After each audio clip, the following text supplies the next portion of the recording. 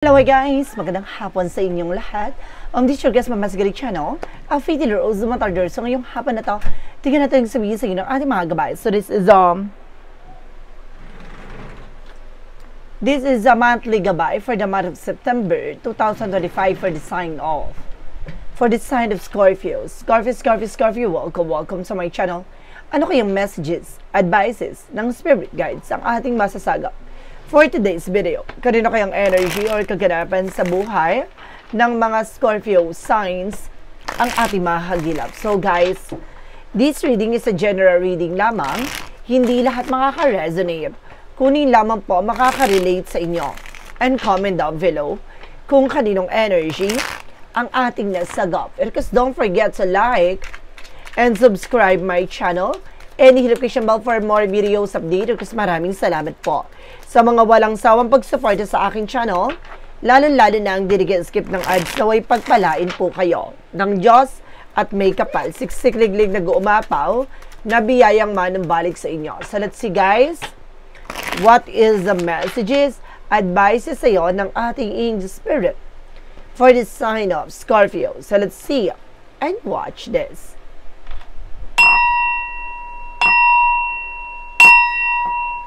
Ano kaya kaganapan sa buhay ng mga Scorpio signs ang ating mga gilap? Tutuklasin at bubulabugin natin ngayong buwan ng September 2025.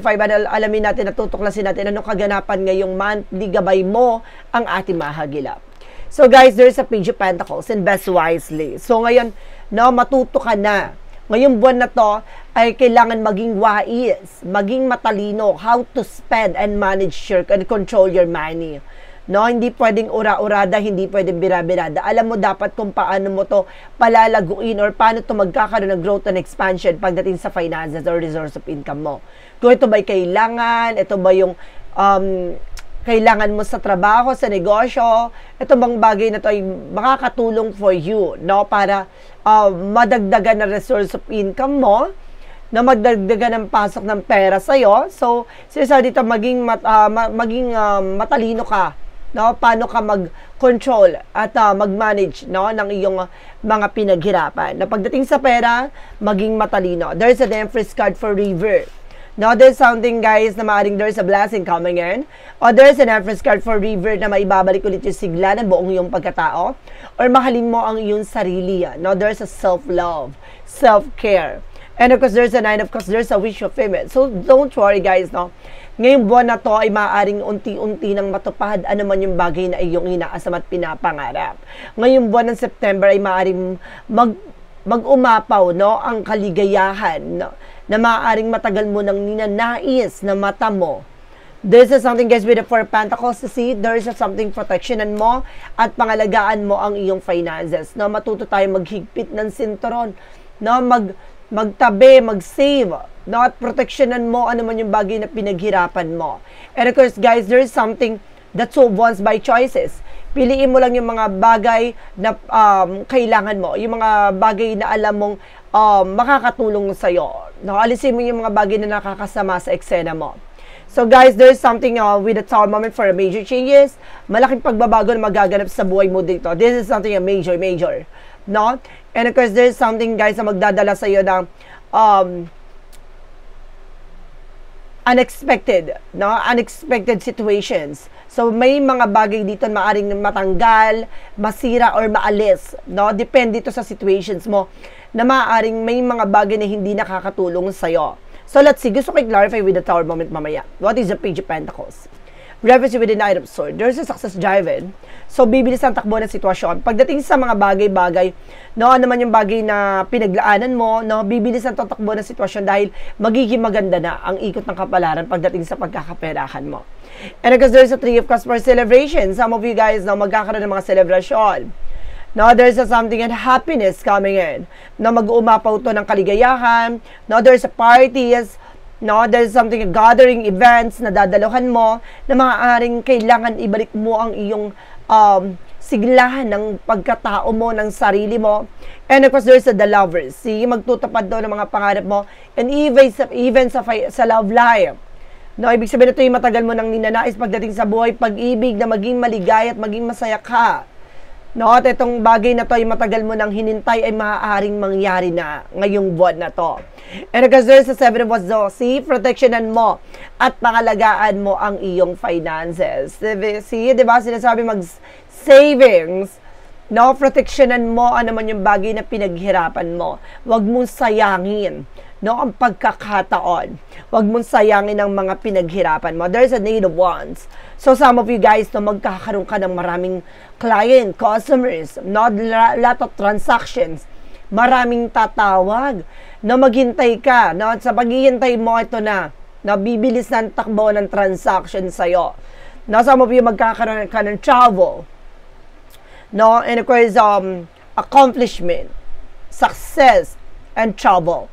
So there's something, guys, with a trouble moment reference with the Ten of Pentacles. See, babaguhin ito ang ikot ng iyong estado, no, buhay, kapalaran, dahil magkakaroon ka na ng financial security, no, pang matagalang financial windfall, unexpected financial windfall. At the same time, this is something a long-term happiness, ganon, mag-uumapaw ang kaligayahan. So there's a Page of Pentacles, because the Knight of Swords represents the Magician for manifestation. At may mga bagay na unti-unti mo na nga matatamo, makukuha, makakamit, no, ang matagal mo nang inaasam. And of course, there's an Empress card in the Three of Cups to represent with the Temperance. This is a perfect timing for you. Ito na yung tamang pagkakataon. No, ito na yung tamang panahon para maging balanse ka na, no? And of course, habaan mo yung pasensya mo. No, kailangan enjoy mo itong moment na to. Huwag mong minamadali. No, kailangan na itong bagay na to, kailangan alam mo na having fashion. Talagang gusto mo yung ginagawa, mga ganyan. And because there is something na judgment for a week of call. Paalala sa'yo na you need to pay attention. So, kailangan mo nang tutukan yung mga pangarap nyo yung dalawa ng person mo. So, kailangan alam mo kung paano nyo palalaguin ang inyong relasyon. And of course, guys, there's something like is absorbed with a breakthrough. See, at magtatagumpay din kayo pagdating sa finances. So, dahil dito magliwanag na, no, ano yung kailangan mong i-prioritize, ano yung kailangan mong gawin. So, pinoproteksyonan mo na, no, ang iyong mga pinaghirapan. That's good.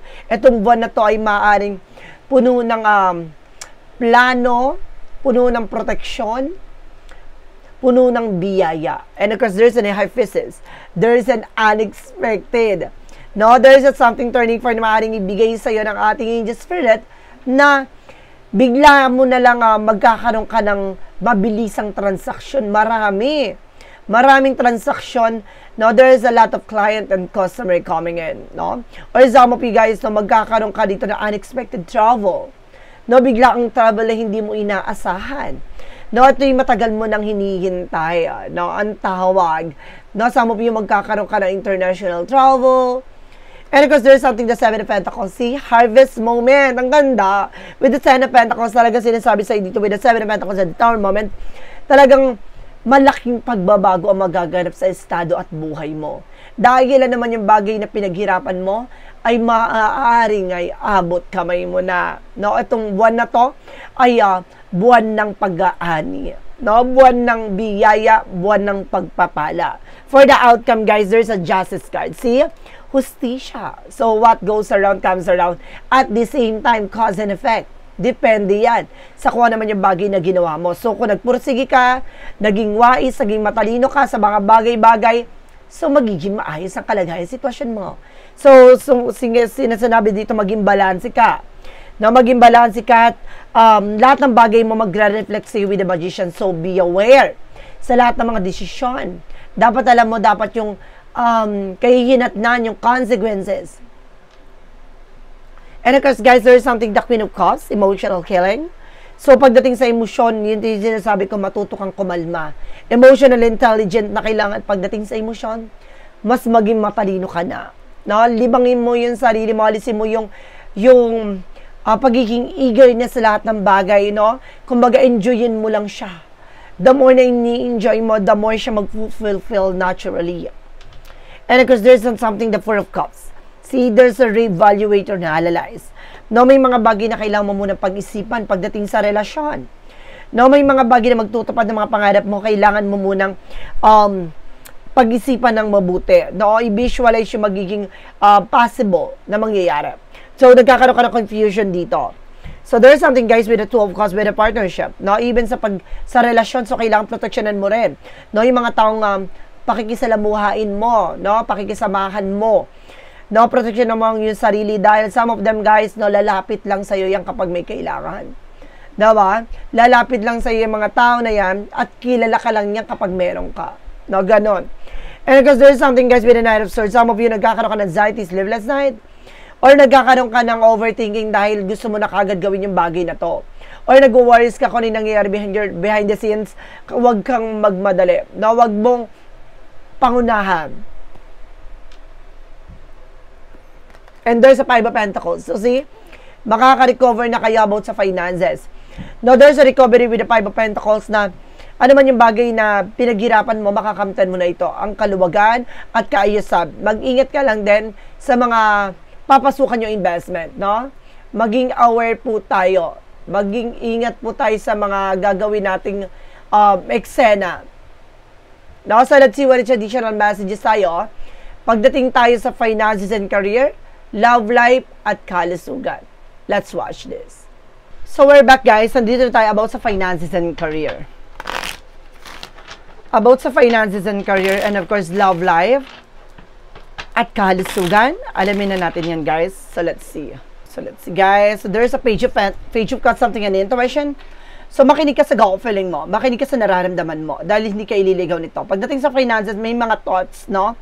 Na pumapasok sa'yo. May mga iniisip ka na kung ano naman to, plano man to, kailangan mong gawin to. Na makikinig sa inner voice mo. And there's an Ace of Wands. See, I told you, magkakaroon ka ng bagong idea, plano, proyekto na bubuo, no? Para gumanda na ang iyong finances and career. Gawin mo yan. Kung ano yung tumakbo sa utak mo, gawin mo to. Dahil itong bagay na ito yung magdadala sa'yo ng something, changes and improvement.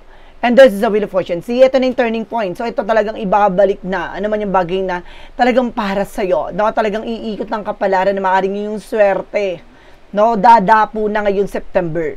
No? Itong monthly gabay na to ay maaaring magbigay at magbukas ng pintuan para sa mga bagong oportunidad. No, there's something the Queen of Swords clear the boundaries. So, ngayon, mas maging mautak ka na sa mga taong nasa paligid mo. No, linisin mo, alisin mo yung bagay na magbibigay stress, no, magbibigay ng distraction sa'yo, no, yung mga bagay na maglilin lang sa'yo, tanggalin mo yan. No, kailangan mag-focus at mag-concentrate ka kung saan ka lalago. No, there's something, guys, with the Devil card. See, I told you, there's a lot of toxic and negativities around you. Yung kailangan mong linisin at alisin, no, para gumanda na ang daloy ng iyong pagkakaperahan. And of course, there's a Four of Swords. See, some of you nagkakaroon ka ng anxiety, sleepless night, or parang lagi kang pagod, parang mabigat ang katawan mo pagigising ka.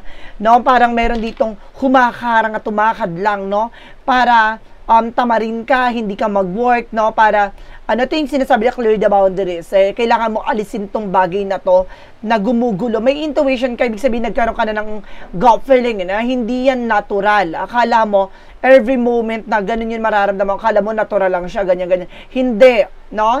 Gawa po siya ng negativities dito and toxicities or black magic involved na sumasalbay at gumagambala sa'yo para mawala ka sa concentration. No? Para hindi maging balance ang iyong finances. So, pagdating sa love life, there's an Eight of Cups. Moving forward. So, makaka-move on na kayo. No? Makaka-recover na kayo sa mga pinagdaanan nyo dyan. And because there's a King of Wands, something ambition. Unti-unti nyo na rin makikita yung changes and development na pagdating sa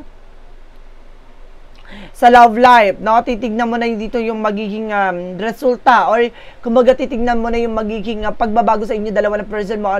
Kumbaga nakikita mo na yung better version of yourself na parang etong tao na to makakasama mo for good, no? Marami kayong parang spend ng time sa isa't isa, ganon. And because there's something, guys, with the Ten of Swords, everything is fine, sorry. There's an everything is fine na parang pinipilit nyo yung ilaban, pinipilit, kumaga dahil dyan sa bagay na nagbibigay ng kaguluhan sa utak nyo, yung mga nararamdaman nyo. Kung ano-ano kasi nararamdaman nyo, kaya parang, kumaga, ang dami tumatakbo sa isip nyo, no, pagdating sa relasyon. Maging balanse kayo dito. No, timbangin nyo yung mga bagay na makakatulong lang sa inyo. Now, there's a Two of Pentacles with a balance. So, maging balance ka dito, guys. Additional messages. There's the Moon card. Oh, diba?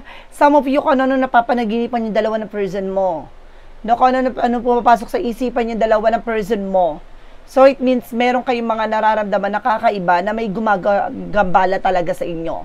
No, ang ganda na ng reading mo, biglang lumabas tong ibig sabihin, talagang merong kumakarang ng pag-unlad mo. Ang ganda ng monthly gabay mo, pero may sumisingit. Ibig sabihin, may ilalantad with the Moon card, revelation. No? Talagang ilalantad, malalaman mo itong ngayong buwan na to kung sino ito sumasalbahay sa iyo. There's a 6 of Wands for victory. Mapagtatagumpayan mo. At itong bagay na to ay maaaring related about sa love life mo. Ginuguluhan yung relasyon. No, makaka-move on na kayo. That's good. Na makaka-recover na kayong buwan na to. So, pagdating sa kalusugan, there's a chart. You can see there's something, a movement and changes. Yan. Nagaganda ng kalagayan at sitwasyon nyo.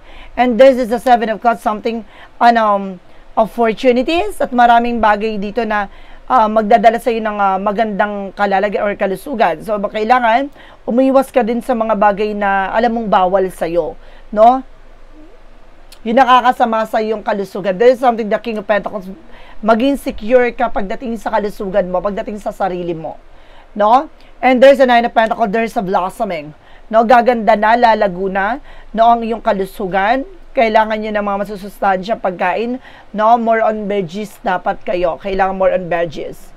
And there's an 8 of Swords, there's a lot of toxic and negativities around you. Talagang nasa paligid nyo ang lason. No, nasa paligid nyo ang sumasalbay sa inyo talaga, guys. Talagang, meron talagang gumagawa ng hindi maganda sa iyo, hindi lang sa finances mo, sa love life at career mo. No, talagang ginugulo niya kayo, no, para mawala kayo sa concentration. Huwag kayong magpapatinag dito. And there's a striker with a confidence. Lakasan yung loob nyo. Lakasan yung pakiramdam nyo kasi talaga ipapanalo nyo to. Kailangan nyo lang maputol tong kadena na maaaring nagbibigay negatibo sa lahat ng aspeto ng buhay nyo. No, it's not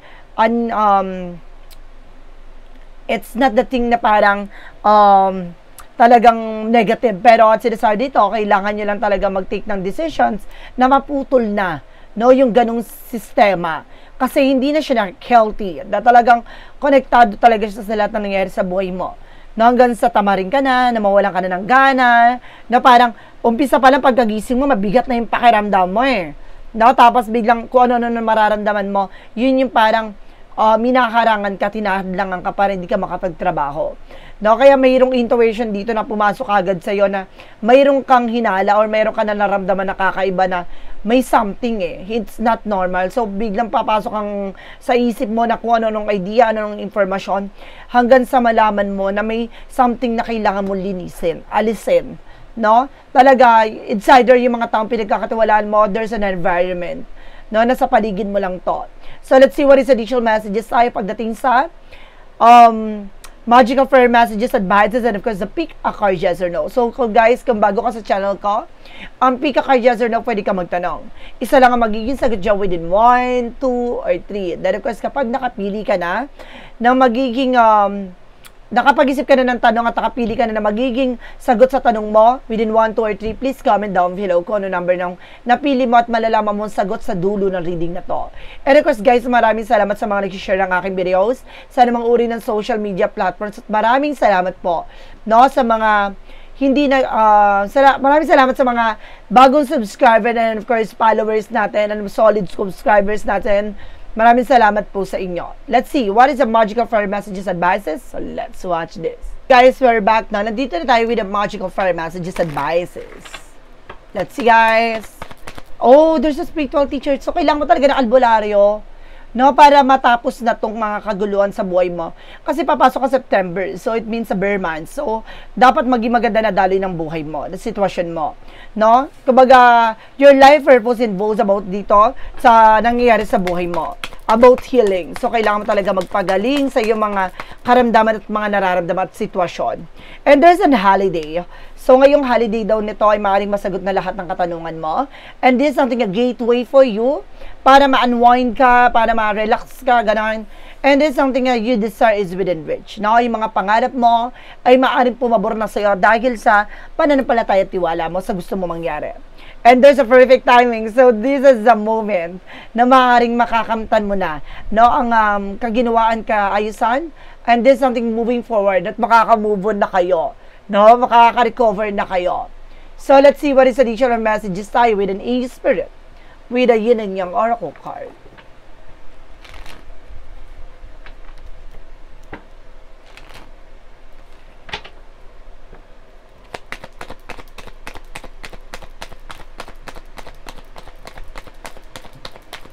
For Yin and Yang Oracle card, there is you are dealing with the Ace of Air, Gemini, Libra, Aquarius. No, at the same time, there is something stability and flow.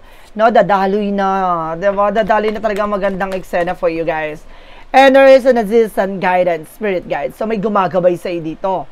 There is an assessor guide sa maaaring ginagabayan ka or may mga gabay ka na tumutulong sa'yo na you need to pay attention.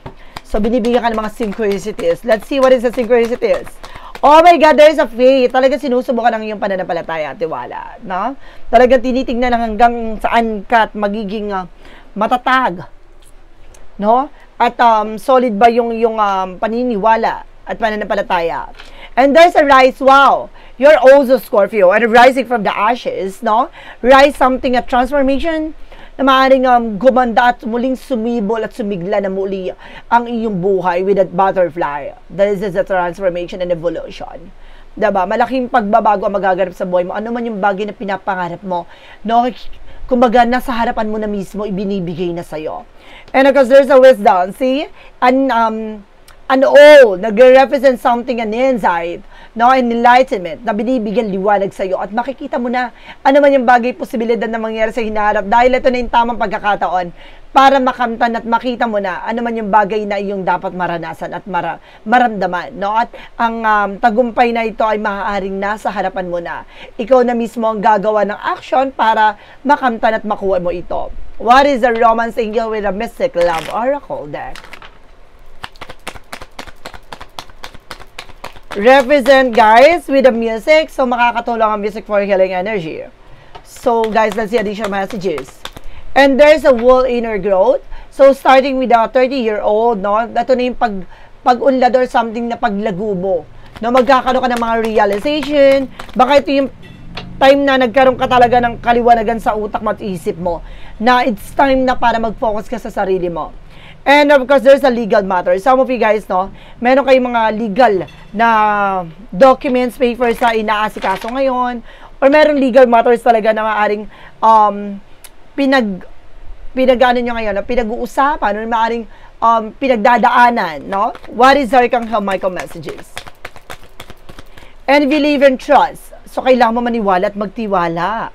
No, maniwala at magtiwala sa lahat ng nangyayari dito with the Archangel Michael messages.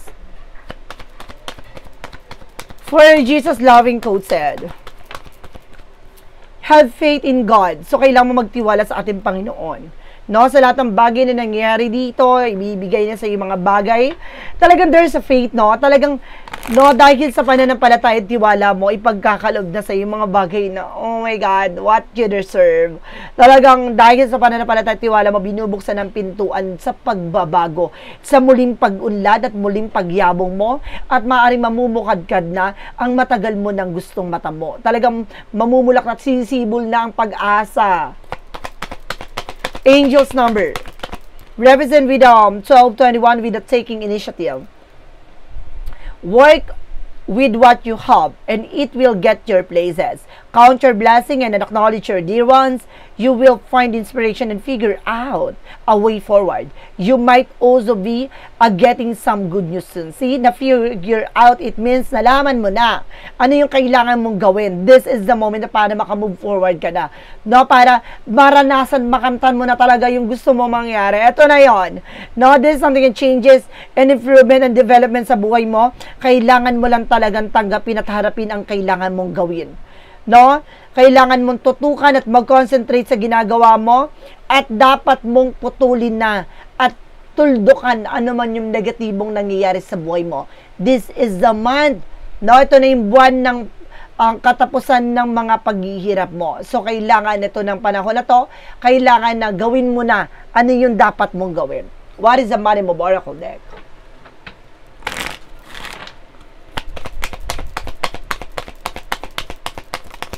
And there is a love life, no? Connected with your love life.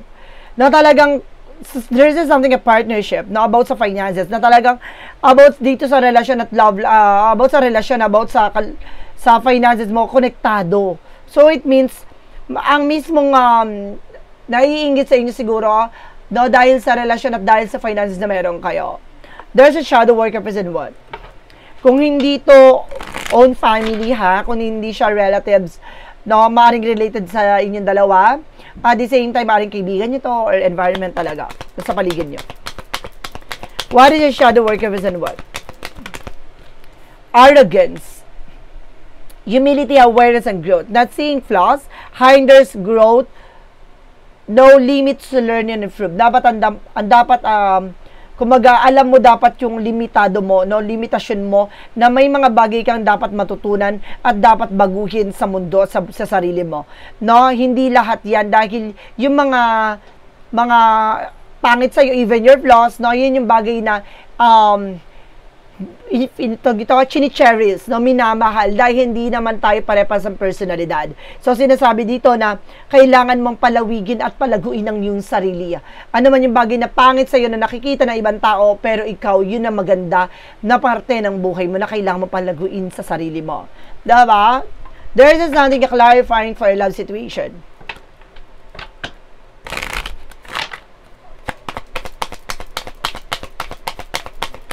And there's a capricious. Children are involved or someone is being immature. So, some of you, pagdating sa relationship, may immature dito. At the same time, guys, meron daw dito maring related about sa mga anak. Maring konektado, no? Naapektuhan. And there's something what lies beneath with the future.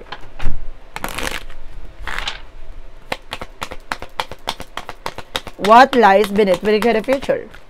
Represent with a pregnancy test. So, some of you, maaaring magbuntis ka, there's a positive or negative. Now, wag ka matakot. Ano man yung magiging resulta nito, sa likod dito, kailangan ng daka. What is a clarifying for a life situation? Clarifying for a life situation. Further hope. Grabs sweater of hope, a delicate symbol of upward promise and uplifting future. Diba? Kumbaga, ito na yung pag-asa na talaga ibinibigay na sa'yo na maaaring magkaroon ka na ng bagong simula. Now, what is the part of the light? Represent what? Oh, let's see, what is the part of the light? Represent what?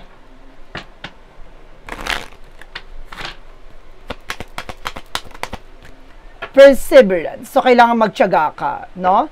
I believe in myself and stay true to my heart through persistence. I follow my path with unwavering trust, knowing that everything will move in a positive direction. See?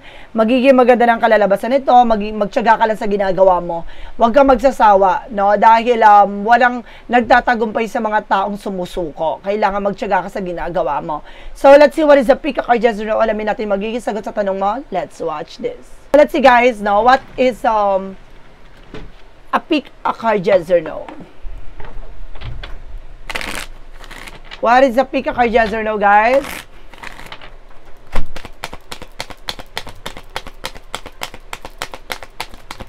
So, there is a yes. No, number one, there's a resurrect old ideas, breath new life into it. No?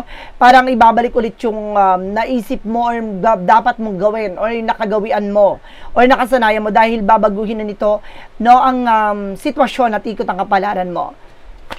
No, this is a moment na parang kailangan na bumalik ka sa kung saan ka talaga nang galing, kung ano ba talaga yung pinanggalingan ng sitwasyon.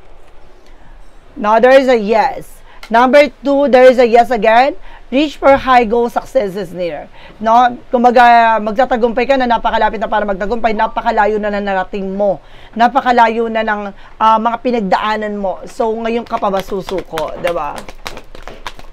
And there is a number three, there is a yes. You get a lucky break. It is a successful venture. See, nakuha mo yung tamang pagkakataon. No, at magtatagumpay ka na this time. So, ito na yung tamang pagkakataon, tamang panahon para gumanda na ang ikot ng mundo at kapalaran mo. Dahil itong buwan na to, magiging maayos na ang sitwasyon at kalagayan mo sa lahat ng aspeto. So, guys, this is a monthly gabay for the month of September 2025 for the sign of Scorpio. Scorpio, maraming salamat po for this wonderful reading. So once again, this reading is a general reading namang hindi lahat makaka-resonate, kunin lamang po makaka-relate sa inyo. And comment down below kung kaninong energy ang ating nasagot. Because don't forget to like and subscribe my channel and hit the notification bell for more videos update. Because maraming salamat po sa mga walang sawang pagsuporta sa aking channel. Lalo-lalo na ang dirigil sikip ng adsaway pagpalain po kayo ng Diyos at may kapal. Siksik liglig na gumapo na biyayang manang balik sa inyo. Maraming salamat po. And see you the next video. Bye-bye. And babush.